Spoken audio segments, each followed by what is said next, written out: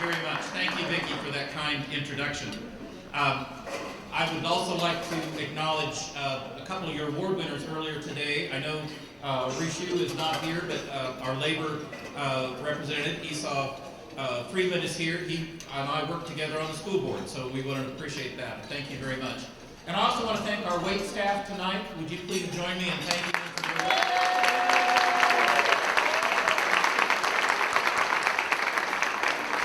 It's really great to be here with each and every one of you. The governor and I really appreciate your hard work and your enthusiasm and how much you've supported us in everything that we do. I'm here this evening with my wife, Chris. Many of you know her. She spells her name K-R-I-S, and we've been married, just like someone else in this state has that first name. And unlike someone else, I have never been tempted to spell it C-H-R-I-S. I've just been very fortunate to have her by my side since I went to Topeka, and she's been such a great help for everything that we've done, and so it's really, really good. Thank you. As you probably know, I've been on the road quite a bit with our Office of Rural Prosperity. We've been visiting 12 different tour spots in actually over 40 cities, traveled over 4,500 miles throughout the state of Kansas, and we have talked to lots of different Kansans.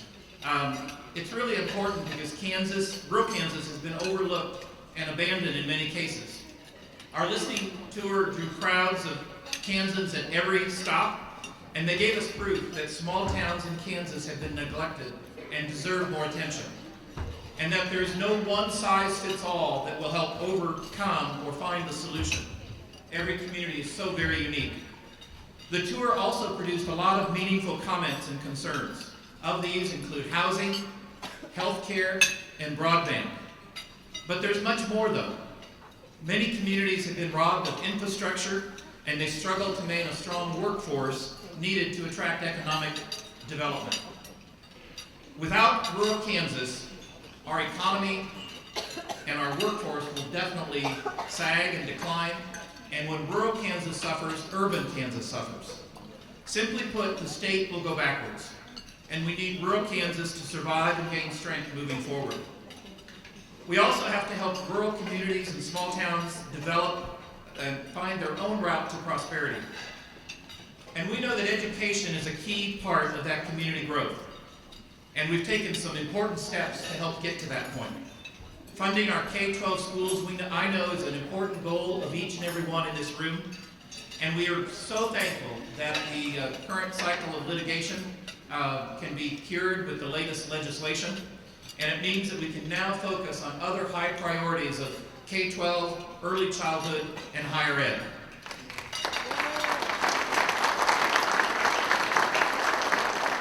And just as importantly, every local school district should now be able to do a better job of educating their kids, no matter what their zip code is. There's a new fairness and important investment opportunities for those districts.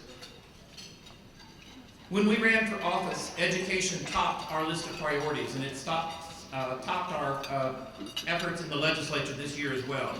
And we know the court decision is a move in the right direction, and just as it is getting that one solved, it's how do we then step up and provide an even higher quality education to provide the workers and the educated community members, not just workforce, but active community members in each and every community.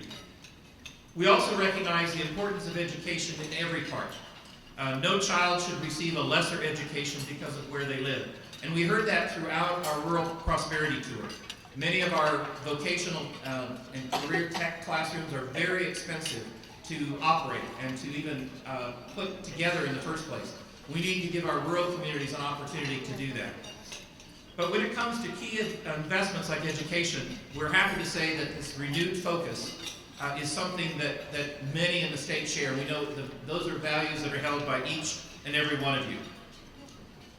But you've probably also noticed that there's also a renewed interest in our infrastructure. You may have noticed on your way here, there's more road crews out repairing the damaged roads that we have. It's important for two reasons. One, we want the safest roads and bridges possible. Plus, we can't really encourage economic development without adequate roads. We're much closer to shutting down the bank of KDOT than we ever have been.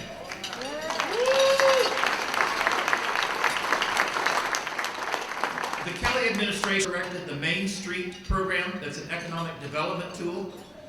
I don't know if you knew this or not, but when we were funding that before, for every dollar that the state invested, the state was receiving $60 back.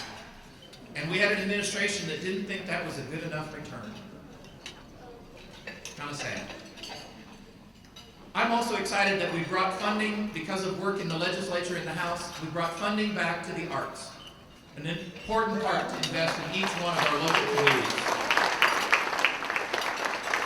Then there's also the far-ranging work to literally rebuild state government. This isn't something that can happen overnight, considering the extensive damage that's been done. One thing that's certain, it's going to take many years to undo the damage caused by the Brownback-Collier tax plan.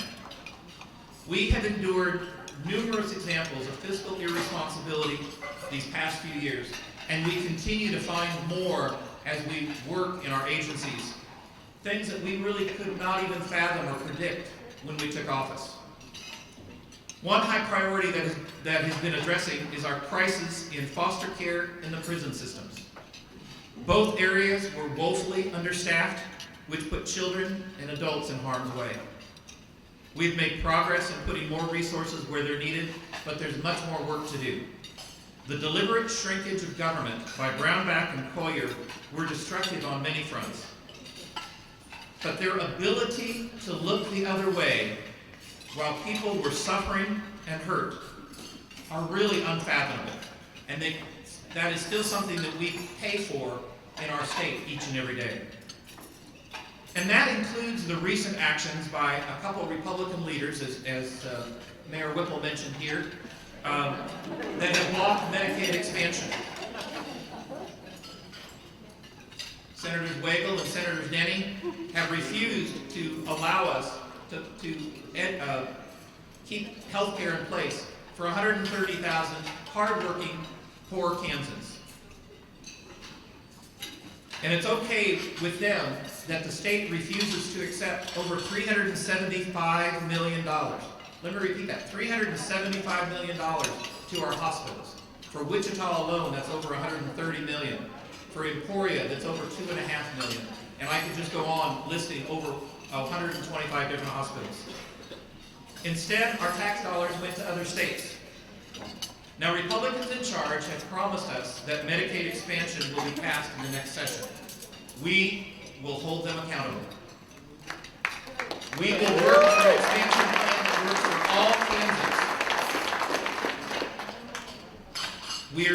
One more responsible approach to governing is our state budget. As you know, in this year's session, we balanced the budget without a tax increase as promised. And moving forward, we know that there's lots of additional financial challenges that will find us.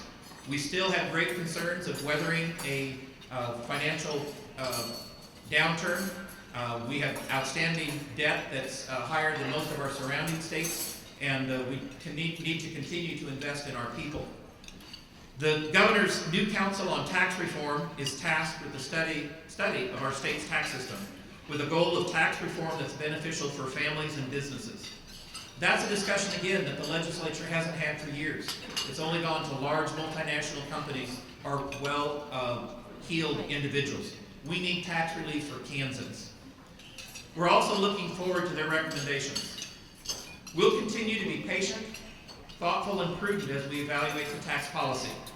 When we can move forward with common sense tax relief practices and policies, they will most likely have to benefit all Kansans and not just a select few. Keep in mind that just a few years ago, just a couple years ago, Kansas was routinely ranked as one of the lowest states in multiple economic surveys. But we've turned a corner. CNBC recently singled Kansas out as the comeback state for its economic recovery. So we're well on our way to success. That is really great news, and we're expecting more as we go forward. We still have a lot of work to do, and I know that because I've seen many of you in your counties as we traveled through the campaign last year, and as I've traveled through since Inauguration Day, how many of you have helped us every step of the way. From the bottom of my heart, thank you very much. We are very, very grateful. So thank you very much for allowing me to speak. Enjoy the rest of your evening, and I'm looking forward to hearing our Congressman and Vice Chair. So thank you for allowing me to be here.